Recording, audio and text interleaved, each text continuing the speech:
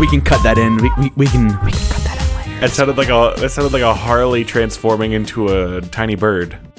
Yeah, that was exactly. I got this weird toy from China that is like a knockoff transformer, and it turns from a Harley Davidson motorcycle into a non-robotic Blue Jay. That's some pretty impressive Foley work. Neither of the models look good. Oh, that's unfortunate. Yeah, it's pretty bad. That's unfortunate. Hey, everybody, welcome back to Rebootleggers. It's a comedy podcast where we reboot a lot of things, as some might say worse. I would say different. This week, jumping right in, coming at you hot. I'm Frank Serra, your co-host. And I'm Scott Owen, your regular host. Thanks, Frank. No problem. I'm just eager. Kicking it off. Super eager. All right. Frank, you ever watch NCIS Miami? Never in my life. What is that? It's a spinoff of NCIS, which is notoriously one of the... Oh, that's the two people on the keyboard thing, right? Yes, two people do type on a keyboard in an episode. It is one of those, cop dramas, but they're Navy cops, and it has some of the worst representation of technology in it. But NCIS Miami has the one and only Scott Bakula. And are you sure it's not Bakula? I think it might be Dracula. Okay. Scott Dracula. File that one away. We're gonna reboot that later. Scott Dracula. Yeah. What do we got this week? Scott Dracula is the personal reboot of my own life. So I thought we'd go with his... I'm sorry, what? Because my name's Scott. And I thought... No. Scott Dracula. Yeah. No, we're good. I think we should hit up Scott Bakula's early roots of incredibly ridiculous... QL? I'm talking that QL, Quantum Leap. Where he leaps across time. Yeah, like a very small window. He rushes his time travel experiment because he's going to lose funding, leaps into some past person's body, and now hopes to leap back into his own body someday. Yeah, so Dr. Samuel Beckett is who he plays. Dr. Sammy Beck. He leaps into a random person who has a problem in their life, and then when he fixes the problem in their life, he leaps. How does he goes leap? Through time and space again, and then he wakes up in like a new body. So his watch that lets him leap, but his watch can't choose when to leap. It's just like, oh, the leap hole is open. Yeah, exactly. Yeah, the leap hole, and then he jumps in the leap hole. His watch is Ziggy Stardust. It's Ziggy. I think it should be Ziggy Stardust now, voiced by David Bowie, who will have to get... We don't have... We can Tupac him. Yeah, I just realized we won't have Bowie. We have enough in the discography, so he'll just speak very musically. I think we could get... I actually really like that idea. I was going to say, I bet we could get Jermaine Clement. He does a very good Bowie. Oh, he does do a really good David Bowie. Flight of the Conchords was a good show. Flight of the Conchords was a very good show. They're bringing it back someday. Wow. Okay, but so Ziggy's his watch, and whenever he leaps, Ziggy's like, beep, beep, beep. It's April 30th, 1964, and you're in the body of David Grumbins, as a small sales manager at a Kinko's. But Ziggy can't tell him what the problem is, so he has to find out the problem himself. Like, he has to live his life, and I'm pretty sure I remember this correctly. He wakes up in the person's body with literally none of their knowledge. Right, he has none of their knowledge, and when he looks in a mirror, he sees them looking back at him, but we, the audience, only ever see Scott Bakula dressed in their clothes. Yes. And so it'll be like, oh, honey, you're up. And he'll be like, yes, I am. My wife? Girl? Friend? You? And they never really respond weirdly to that. They're just like, yeah, I'm your wife. Yeah, yes, I am. Not like, why would you forget Slugger? Who I am? Are you feeling okay? No one ever responds weirdly. He just calls his wife Buckaroo. Or if he has kids, Champ. Yeah. Hunter, Ranger, Pal, Scamp. Ranger? Did you already say Ranger? I said Ranger. Yeah, dang. All right, so so where can we take this? Well, we forgot about Dr. Samuel Beckett's best friend from the future. Gooshi. His name's Al. Oh, Al. Gooshi. We also forgot about Gooshi. Al is his best friend who... He's in the Navy. Seemingly at random, like, Ziggy will be like, the time squambles are lined up, and you can call Al on the phone. He can give you some advice. Mm-hmm. Like, and Al's like, "Hey man, don't have sex with your own grandmother. Albert out." And then he leaves. Yeah, and then Scott Bakula's like, "Roger that, buckaroo." And then he's like, next time he calls Al, he's like, "Hey Al, so I did a bad thing." And we're just doing Futurama at this point. So his best friend Albert is in the Navy, and he sometimes does not act in a Navy capacity. Sometimes talks to him on a hologram. Yeah, it's just his friend, and he says like, "You should get." Whose body are you in, Dave? Dave should get married to that girl. But the things that he has to fix are always pretty far flung. Where it's things like, you need to give this guy the courage to, like, learn how to make a cookie selling business, because then you need to help him get over his fear of mixers so that he can become a world renowned baker. Yeah, and then his cookies inspire a young, Austrian boy who likes cookies to become a doctor and cure diabetes. His cookies are what a young med student studying for midterms eats when he pulls his final all-nighter. Yeah, it's always these, like, super tenuous... And then that student... That current develops the vaccine for polio, too.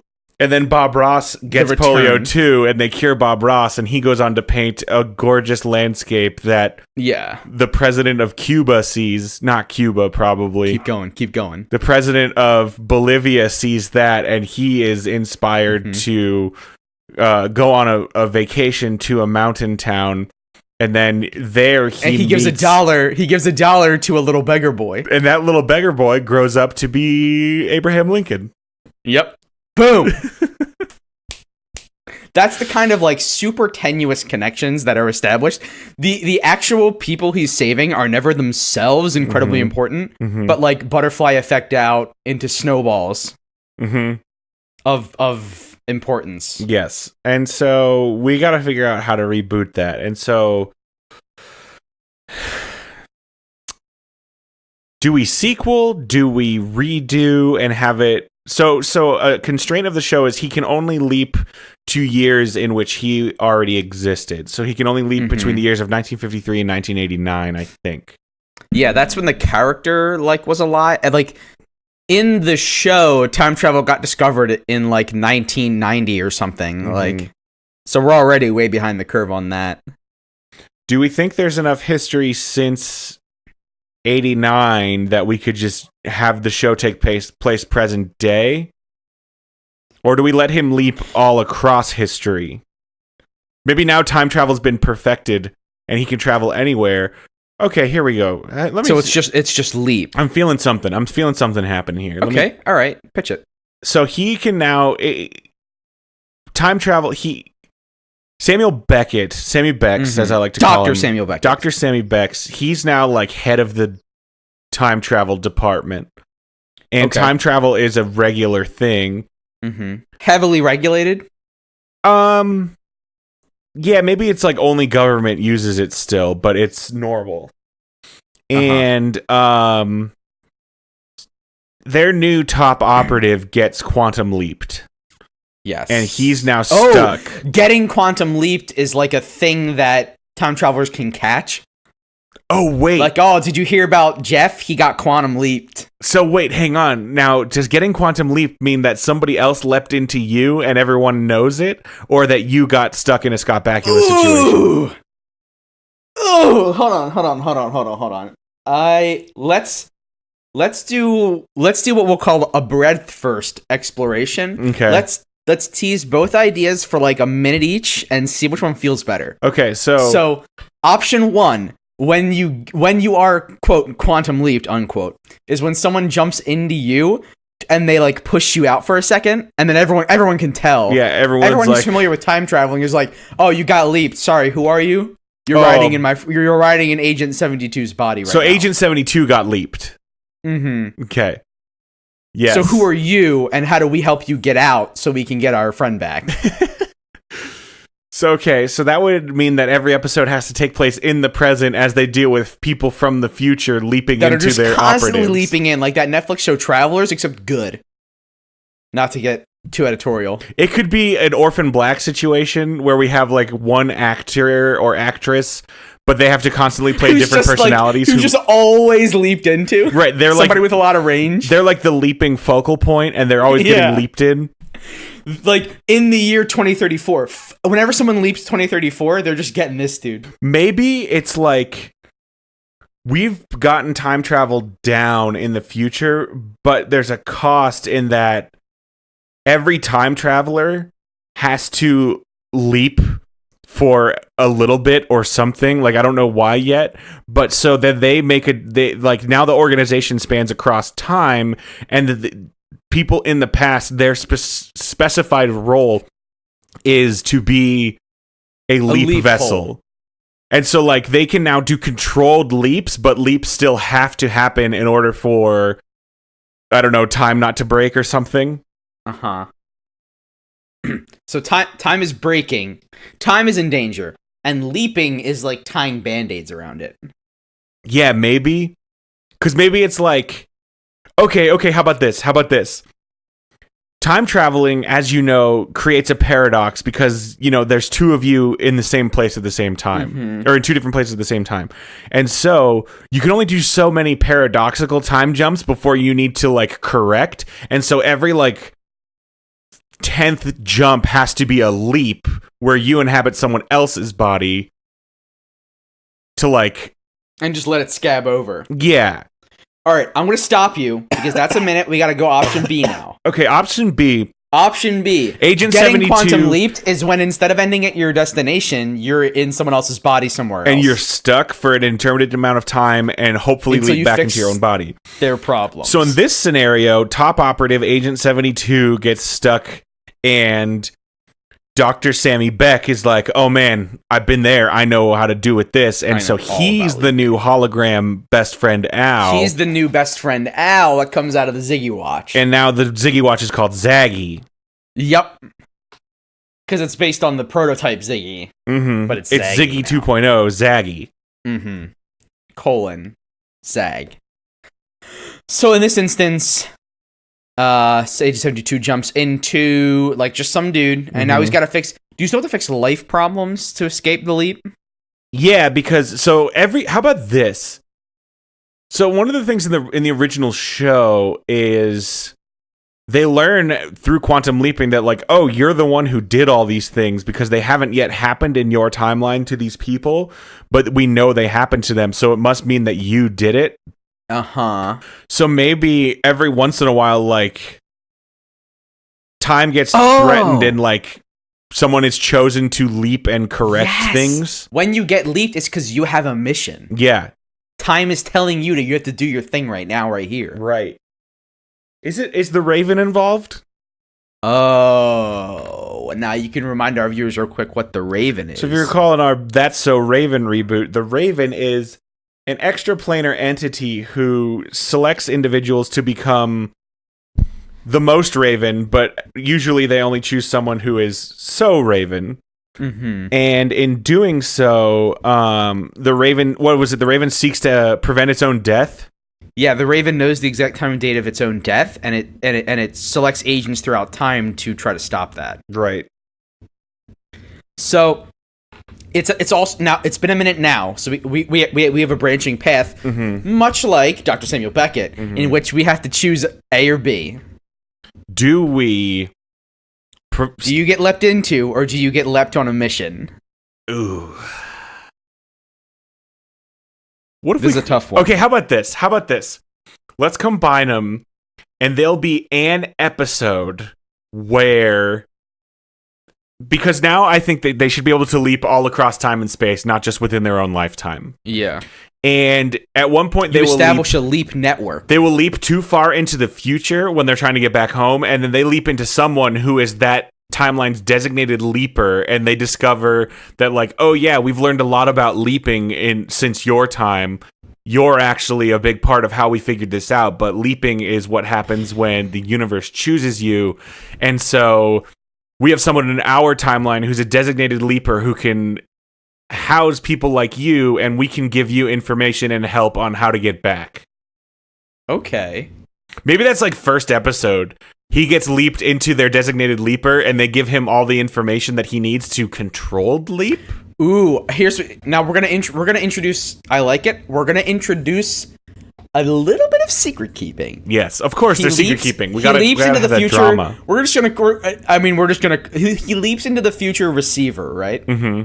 And they say, Gushi, here's everything you need to save the world, but because of paradoxes, you can't tell your bosses back in your time. Naturally. But you need to call us secretly, and we help you. So then every time he leaps, he gets sent. So the future time stoppers, is that a... Mm-hmm. In the future, they're called the time stoppers. They send him the coordinates. The mission he thinks... He has the mission they think he's on, and then he has the time stoppers mission. So in his timeline, he's given Ziggy, and then when he goes to the future, they're like, hey man, we're going to upgrade that. This is Zaggy.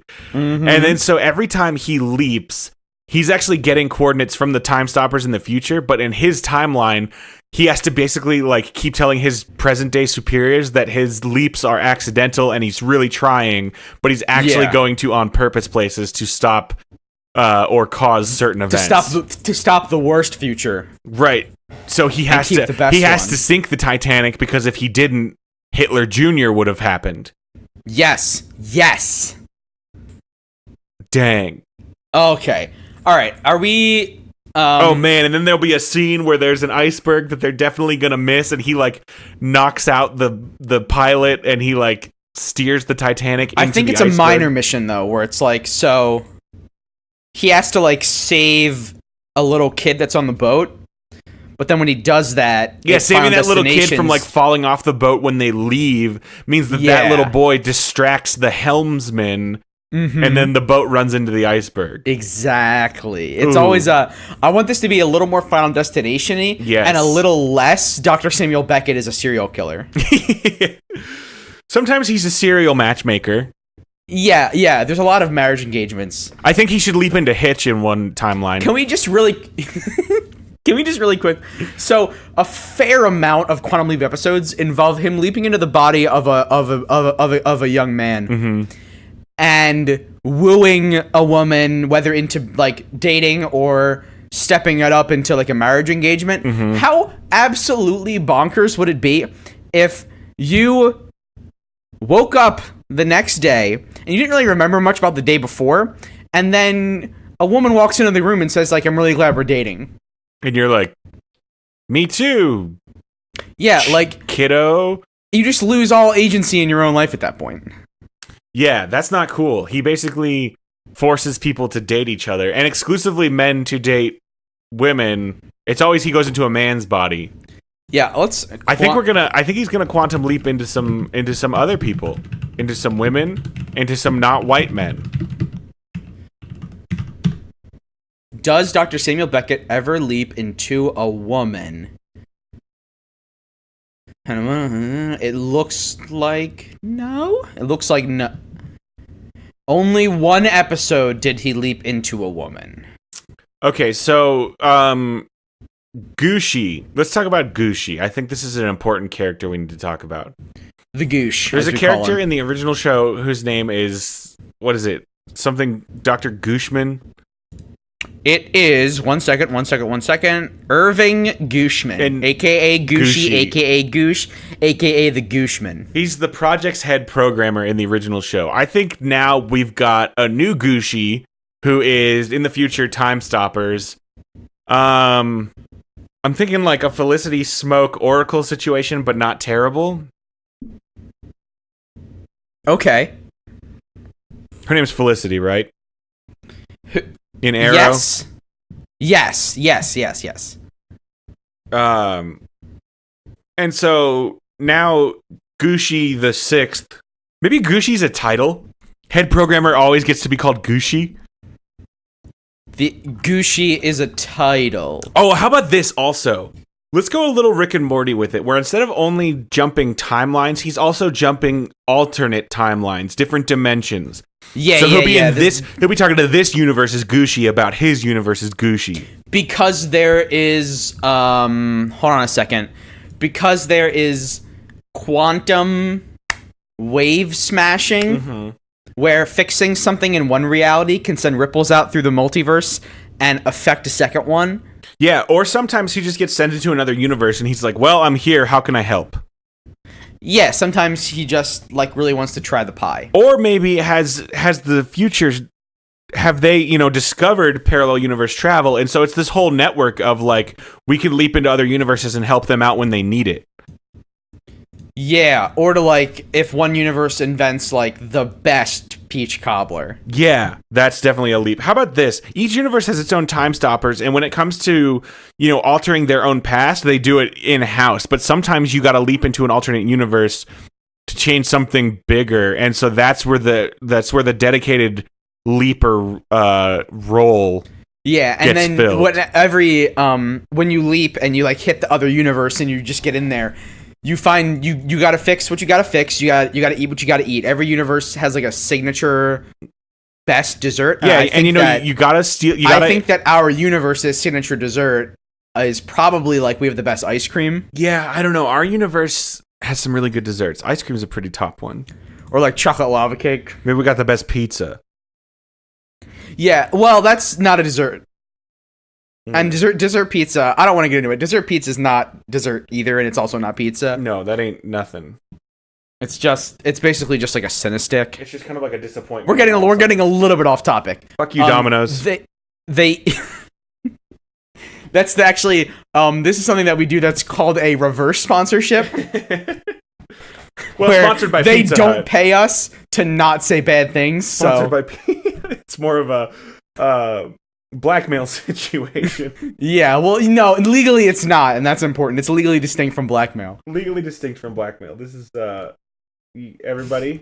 So anyway, they get whenever there's an alternate universe and you got to eat the dessert that they have, the best one. That's that universe. And I think most of the problems in alternate universes are just about making it so that they do discover how to make like one of those cherry lattice pies. Okay. Or like a vanilla fudge cake. So, are we in pilot territory? Yeah, let's do a pilot. Well, yeah, I think we could come up with a pilot here. I think we could. How about this, buddy? Are there bad leapers? Oh, like going around messing up history. They're leaping into things and they're just like on an evil vacation. Yeah, maybe now here's a problem. I think this is actually a existing show in which some time travel people go into the past to make things happen that should happen. Like there's some guy who goes back in time and he like stops the Hindenburg from crashing, and then they go back in time to make it crash. So maybe we don't have bad leapers? Oh. I think we don't have bad leapers. We've already done our patented secret organization, because that's what we do here at Rebootleggers. Yeah. Mm-hmm. At some point, he will leap into the future and be inside of a giant robot. That goes without saying. This is a Rebootleggers a robot property. With a brain so that he can leap into This is a Rebootleggers properties. He leaps into the Lions of Voltron. Oh. All 5 of them. Okay, so give me the pilot. Does Agent 72 have a name?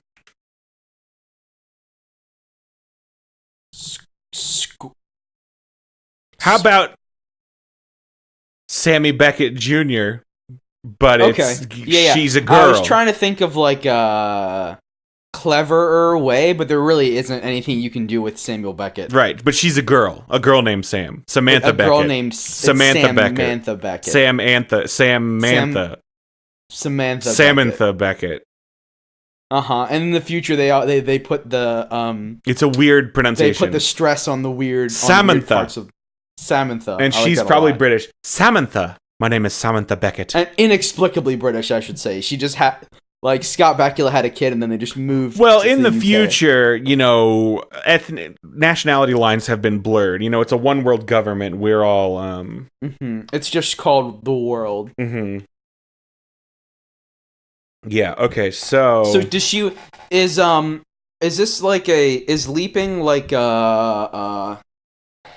you get an owl? Or can you just go to cop school and be a leaper? I think you train to be a leaper. You train. It's a learn skill. You gotta go to leaper school for sure. You gotta go to the academy. So is the pilot? Oh, how about this? Samantha Beckett, day one at leaper school, she's too big for her britches. Thinks that she should be. Huh? Does she leap like day one? She gets leaped because she goes in and she's like after hours she like sneaks into the leap lab to like do some training or something. She's getting too cocky and then she gets stuck and she's totally inexperienced. And so she's a student who's now leaping. She leaps to the future. Oh, yeah. The time stoppers. She leaps. No one even knows that you can leap into the future. I think that itself is a secret. What about this? So do we let them leap all of time and space, or what if you can still only leap within your own lifetime, but you can leap forward up to the point of your death? Now you can leap your entire lifetime, not just to the point where you first leapt. And you have to be super careful to not run into yourself. And unfortunately, with this new leaping ability, you now have knowledge of, at the very least, when your death is. You don't necessarily know like how it happens, but like I can't leap past this day. Oh. That must be it. And maybe one of our leapers becomes obsessed with that date. Yeah. And forsakes their name, Scott. And so I guess that has to mean that within... And begins to go by a new name, Scott. Scott Dracula? The Raven. Oh! Maybe that's our... Maybe they start out as a leaper. Oh, boy, oh, boy, oh, boy. But the Raven is a force for good, I thought. Yeah. Yeah, it's fine. We're not doing that. That's still very cool. Could that one become the Crow? Oh. There's already a guy called that in a movie. Mm-hmm. Kind of a cult following. Yeah, okay, we won't do that. But I don't know which I like better. Do we like all of time and space you can leap, or just within your own timeline forward and back? I like the idea of only being able to leap to the past, because the one time Samantha leaps to the future is like the only time it's ever happened. Ever. Okay. But can she now leap further past than her birthday? Maybe now we do a little bit of Assassin's Creed stealing, and you can leap back as long as you've got some genetic ancestors. As long as you got ancestors alive. So really everyone can leap. Correct. All the way back. Correct. Yeah. Yes. But that's how we explain it. But that's the reason, and now we have a reason, so we're good. Because originally, the technology was only good enough. We could only leap back to when you existed, but now we've refined it so you can leap back to any point in human history. Yeah. With Q2 leap technology. Q2. The Zags. Mm-hmm. The Zag and the Zag watch. Old Is Zaggy. it still a watch? I kind of like if it's a it's like camouflage tech and it's always something that's appropriate instead of just a watch. So sometimes it's a watch, sometimes it's a slap bracelet, sometimes it's a pocket watch, sometimes it's a mystical amulet. Sometimes it's a mood ring. Yep, or a hypercolor t-shirt. Or what else is there? Navel piercing. Mm-hmm. Sometimes, hold on. It's a gun. Sometimes it's a sword. An old time gun. Mm-hmm. An old time gun for sure. Like from the Vampire Times. From Vampire Times, exactly right. Hang on, I need to open this door because I think my cat needs to go take a bathroom. Okay. I like what we're doing here. So Samantha is a promising new recruit skating on her ancestors' reputation. Gets a little too cocky, ends up leaping herself. Leaps to the future for the first and only known time. Yep. Finds out that the future needs help. Future needs help. She gets her Zag loaded up. Hitler Jr. is here. Yeah, the Zag. Yeah, so present day's like, what happened? Oh, you've leaped. You got to get back here. And then she keeps trying. She keeps pretending to try. Our readings. When did you leap back to? Our readings are all screwed up. Mm-hmm. She says like, 1 second. Yep. And then they're like, don't tell them anything about the future. And then they keep sending her past dates and times, and she leaps, and she's like, again, I'm stuck in the past. And then while she's there, she discovers a temporal anomaly that must be fixed.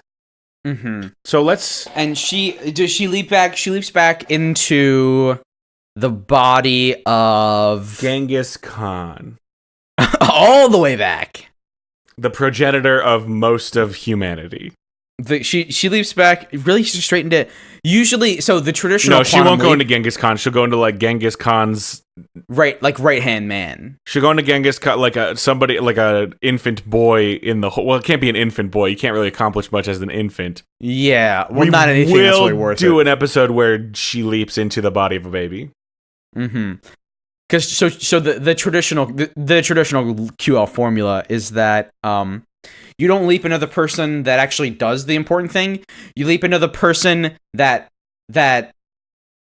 helps the person that butterflies their have snowball. The confidence. You got to butterfly their snowball. Yeah. So for instance, like one of the big ones, Dr. Samuel Beckett teaches a young Michael Jackson how to moonwalk. Oh, yes, he does. Dr. Samuel Beckett inspires Buddy Holly to write music to pick up the guitar. Wait, these happened? No, both of those are real episodes of Quantum Leap. I'm sorry, Scott Bakula taught Michael Jackson how to moonwalk?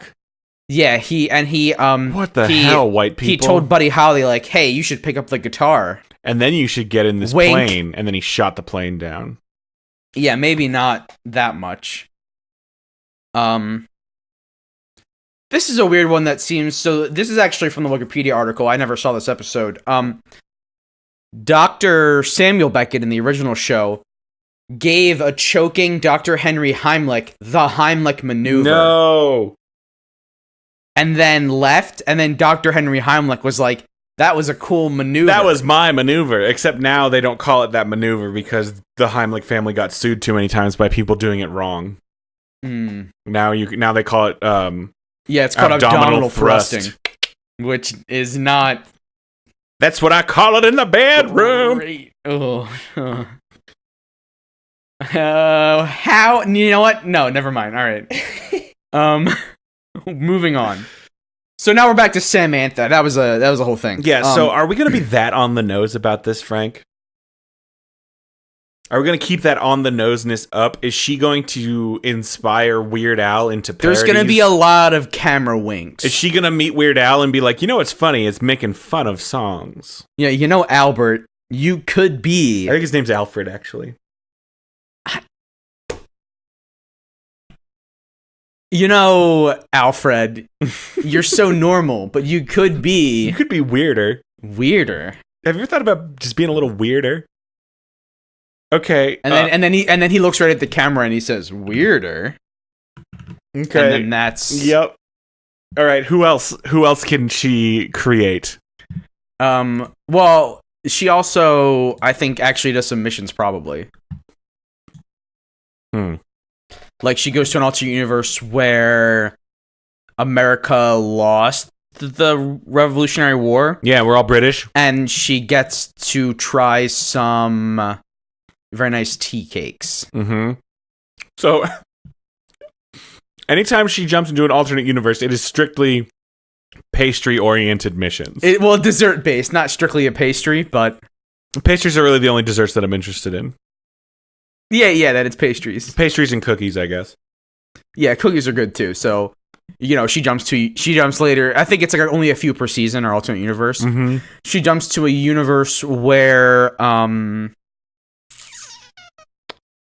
where the nuclear arms race culminated in a mostly blasted wasteland and has some like really good like white chocolate brownies.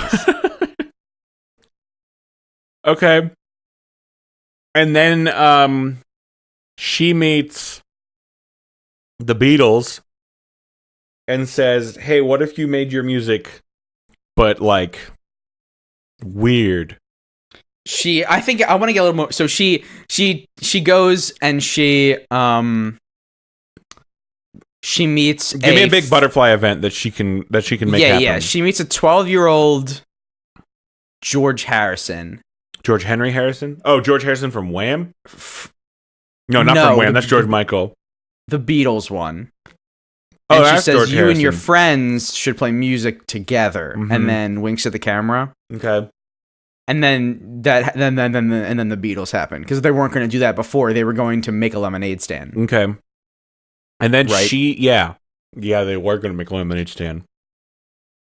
So then all of history happens because the Beatles happened. Yeah. Okay. She goes to Victorian times. Mm-hmm. Sorry. Do you mean vampire times? I mean vampire times. Of course, I mean vampire times. Because Victorian's just the kind of house. Yeah, she goes to vampire times, and she meets. Oh, Frank. She meets Jack the Ripper. We find out that Jack the Ripper is a vampire hunter. Okay. And he's been doing the Lord's work. And this is not an alternate reality. No, this is our reality. This is us. This is what's happening. All those hookers he was killing were vampire hookers. They were Le Vampire, the lady vampire. Le Vampire, yeah. And so she first thinks that... Does she help him hunt vampires? Yeah, she realizes... So at first she's like... she helps him. She realizes like she has to cause the Jack the Ripper murders, and she's very upset about it. But then... And she like interferes at one point. She sees like a guy about to murder a lady, and she like interferes, and then that lady has fangs, and she's like, "Oh my god!"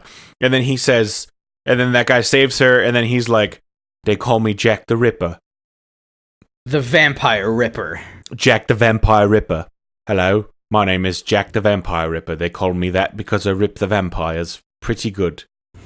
Yeah, let's do one of these Rube Goldberg ones from the like classic QL would do. Yeah, give me one. So one second. Let's take a time period. She goes back in time to like the mid to late 1800s, and she leaps into the body of a young woman named Catherine. Okay, and Catherine is smarter, a barmaid, smarter than her brother, who's a scientist. But no one believes in her because it's the 1800s and she's a woman. Yes. And she needs to get into college and pretends to be a man. And she learns like all kind of dope science stuff. And she fakes the good science. And well, she does real science. She's good at good science. She fakes being a boy. She's got the good science. So then her brother steals all of her science. And then you learn her last name was Einstein. Well, yeah. Oh, I was getting there. Oh, were you really? So then so then her brother steals all the good science, and then she tries to steal it back, but it doesn't work. And then what Samantha has to do is that when she leaps into her, she needs to give her the confidence to strike out on her own. Okay. So then she moves to Austria, probably. And she, no one will hire her. No one will hire her. And she gets a job. She gets a job being a janitor at a college. At a local college, and she solves the problems on the whiteboard. Yep, the professor puts the unsolvable equation on the board, on the blackboard. Yeah. She solves it, and then what happens? And then no one knows who solved it, and then she says, I solved it, and she falls in love with a dumb guy. Okay. Who's like stupid. What's the dumb guy's name? The dumb guy's name is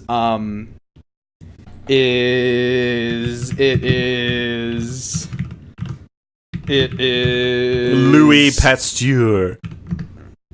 Yeah. Yes. Well, hold on. No. It's Julius. Oh, okay. It's Julius. What does Julius do? Do they get married, Frank?